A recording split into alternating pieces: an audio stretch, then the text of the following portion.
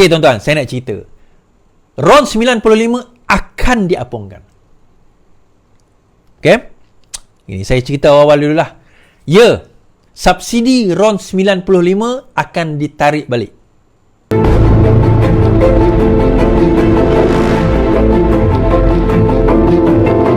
Okey. Alright. Timbul baru-baru ni tuan-tuan tentang subsidi. Okay.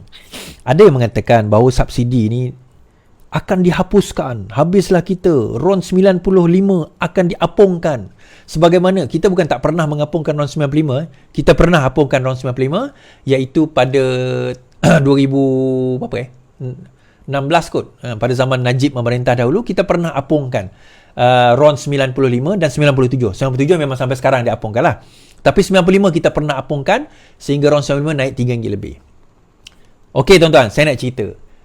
RON 95 akan diapungkan. Okey? Ini saya cerita awal dululah. Ya, subsidi RON 95 akan ditarik balik. Apa is subsidi RON 95 akan ditarik balik? Ya. Habis macam tu? Betul lah. Teruklah kerajaan ni. Relax lu.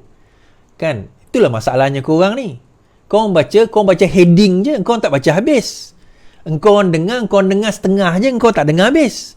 Lepas tu, baran. Lepas tu, shaking. Dengar lu cerita habis. Ini pun antara kelas yang saya buat lagi. Macam mana cara mendengar. How to listen. Okay, tuan-tuan. Cerita dia macam ni.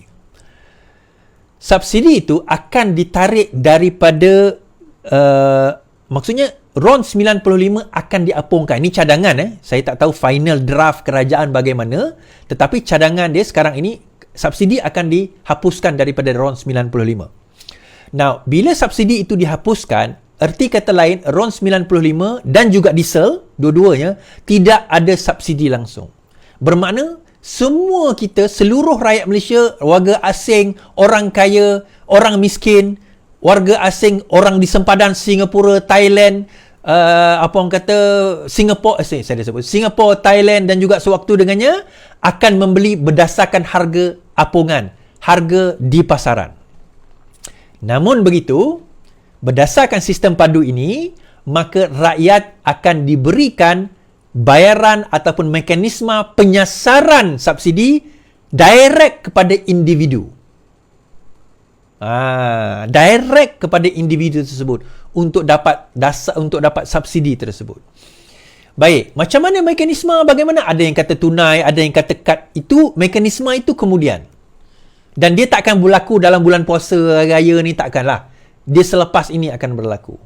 Now, kenapa kita nak... Okey, kita kena faham tuan-tuan. Yang pertama, penyeludupan minyak kita, diesel terutama di kawasan sempadan. Mereka beli barang-barang subsidi. Ini bukan minyak je nanti, termasuk barang subsidi lain. Mereka beli minyak subsidi kita, dijual balik dekat Thailand, dijual balik dekat Singapura. Dia tak jual kat Singapura lah. Tapi dia guna kat Singapura, kereta mereka kereta besar. So, akhirnya wang subsidi. Dulu Petronas spend around 30 billion, 20 billion saja untuk subsidi. Sekarang ini kerajaan spend 30 billion untuk subsidi. Sekarang ini kerajaan spend pada tahun 2022 80 billion. Dulu 30 billion, sekarang 80 billion untuk subsidi. Dan kalau tidak ada mekanisme kita ambil, dijangka akan meningkat sehingga lebih 100 billion hanya untuk subsidi. Bermakna 1/3 bajet kita, 1/4 bajet kita nanti hanya untuk bayar subsidi je tuan-tuan. Okey lah Is, lantak lah. Yang penting kami dapat subsidi. Betul, kamu dapat subsidi, kamu tak dapat banyak. Yang dapat orang lain. Warga asing, orang di sempadan, yang dapat orang-orang kaya. Mereka akan dapat subsidi. Kereta kamu tu boleh muat RM50 satu full tank. Tuan-tuan tahu, ada kereta dia orang RM200, RM300. Saya pernah tengok RM800. Tak adalah RM800, tak ada.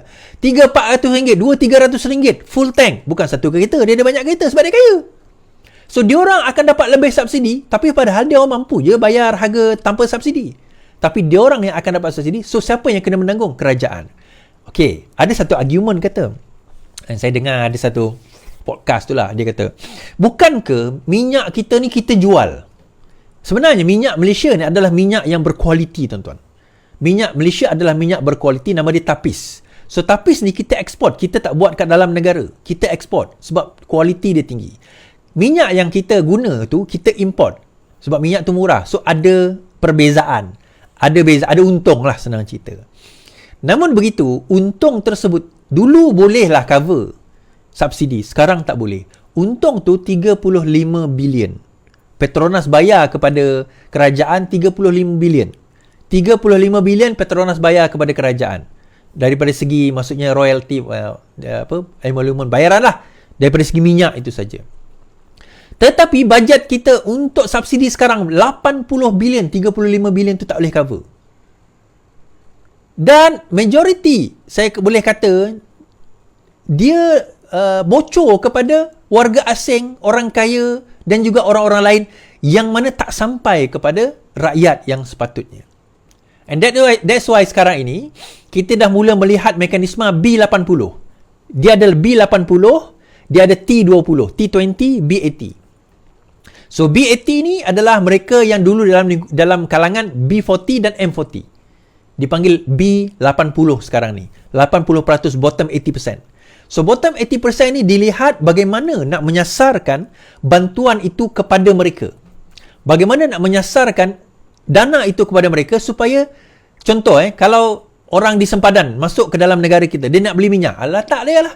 Dia nak beli 10 tangki minyak pun tak ada masalah. Sebab harga itu tak ada subsidi kat situ. Sebenarnya kalau ikutkan, correct me if I'm wrong lah, Thailand, minyak dia mesti lagi mahal daripada minyak kita, even tanpa subsidi. Correct me if I'm wrong on this lah. Tetapi dalam hal tersebut, even itu pun kita kata, kita lihat bagaimana nak beli. Pada masa itu dekat sempadan, siapa nak beli-belilah. Sebab dia tak ada subsidi. Kita pun untung. Minyak kita pun terjual. Isu dia bila kita, saya ingat ada video hari tu kan, dia bawa lori, rupanya kat bawah lori tu dia modified. Dia pergi satu petrol station, diisi diesel RM200, RM300. Dia pergi satu lagi petrol station, diisi lagi. Akhirnya kantoi dengan penguat kuasa. Ada orang kata, tak payah buat macam tu, letak je penguat kuasa dekat sempadan. Siapa duduk Kelantan, tak utama kawasan sempadan dengan Thailand tu tahulah. Letaklah penguat kuasa macam mana sekalipun, dia ada jalan-jalan dia, tuan-tuan. Kan? Kita kat Sarawak tahulah, sempadan tu jauh kan. Sempadan dengan Indonesia tu, dia ada dia punya, apa orang kata, laluan-laluan tikus dia. And that is why reformasi fiskal, kerajaan tumpu penyasaran subsidi PM. Langkah reformasi fiskal adalah sesuatu yang berat, namun usaha perlu dimulakan bagi merancangkan semula ekonomi yang tidak berkembang sejak 20 tahun lalu, menurut Datuk Seri Anwar Ibrahim. Justru Perdana Menteri berkata, kerajaan perlu melaksanakan pembaharuan fiskal agar ia bertunjang di landasan yang mampan dan juga utuh bagi menggapai tahap ekonomi berpendapatan tinggi. Beliau berkata pembaharuan fiskal akan ditumpukan kepada penyasaran subsidi dan memperluaskan asas hasil bagi mewujudkan ruang fiskal yang dapat diagihkan bagi meningkatkan kesejahteraan rakyat. Kerajaan akan menotahkan gejala ketagihan kepada hutang bagi memulihkan keyakinan pelabur luar. Perdana Menteri maklumkan beliau memengerusikan jadualkan dasar fiskal. Dalam mesyuarat FPC, Ahli Jadualkan Senada memperkukuhkan pejabat pengurusan hutang bagi menambah baik pengurusan hutang kerajaan serta memperkemas peranan pejabat perhubungan IRO di bawah Kementerian Keuangan. Baik. Tuan-tuan, baru-baru ini keluar berita bahawa hutang household debt kita pada 2023 telah pun mencapai kepada jumlah 1.53 trilion ringgit. Dulu saya ingat saya lebih kurang dalam 800 bilion. Kan, 800 bilion jumlah hutang apa orang kata isi rumah. Sekarang ini telah mencapai 1.5 trilion. Household loan stop household debt, report Finance Minister. Ini 2024 Housing loan made up the largest chunk of household debt in Malaysia at 60.5%, it was revealed. The Finance Minister said that aggregate national household income stood at 1.5 trillion between 2018 and 2023. In aggregate, it said the household debt for 2022 was 1.45 trillion, followed by 1.38 trillion 2021, 1.32 trillion 2020, 1.25 trillion 2019, and 1.19 trillion 2018. The ratio was household debt to GDP by the end of 2023 increased to 84.2% compared to 82% in 2018. Arti kata lain, jumlah hutang isi rumah telah meningkat 80% berbanding dengan GDP kita. Isu dia tuan-tuan, bak kata Datuk Seri Anwar Ibrahim tadi, for the past 20 years, sejak 20 tahun dulu, ekonomi kita tidak berkembang dalam aspek yang lain. Kita adalah ekonomi yang sentiasa berharapkan kepada manufacturing dan juga construction. Itu saja. Kita tak berkembang. And that's why sekarang ini menteri-menteri seperti dulu Nick Nazmi, Rafizi dan sebagainya telah melihat aspek lain seperti green energy. Kita dah melihat AI, kita dah melihat perkara-perkara lain. Tenaga yang kita boleh ekspor keluar umpamanya. Brain kita, skill kita nak kena tingkatkan skill. Tapi sad enough pada SPM yang lepas puluhan ribu pelajar tak ambil SPM pun. Itu yang kita sedih tu. So kalau benda ni dibiarkan, kita akan menuju ke negara menua, arti kata orang tua akan lebih ramai tak lama lagi. So by that time kalau kita tak cukup enough manpower, kita akan collapse as a country sebenarnya. And that's why kenapa penting kita dah kena revise pencen, kita dah kena revise subsidi, kita dah kena mula sasarkan so that balance kepada subsidi yang tak bocor itu, balance kepada pencen yang tak bocor, yang government tak perlu tanggung itu, kita boleh tingkatkan dalam ekonomi kita. Kita boleh invest dalam ekonomi kita. Kita boleh invest dalam apa orang kata, dalam perkara-perkara yang sepatutnya kita sasarkan. Contohnya kalau kita nak tengok sekolah, kalau kita tengok kemudahan hospital, kenapa kemudahan hospital dan sekolah ni amat daif? Macam saya kata tadi, dia tak sampai kepada tempat yang sepatutnya. That is why orang take advantage kepada perkara ini dan akhirnya menyebabkan yang miskin bertambah miskin, yang kaya bertambah kaya, jurang itu semakin membesar. So we have to think outside the box. Kita tak boleh guna kaedah yang lama lagi.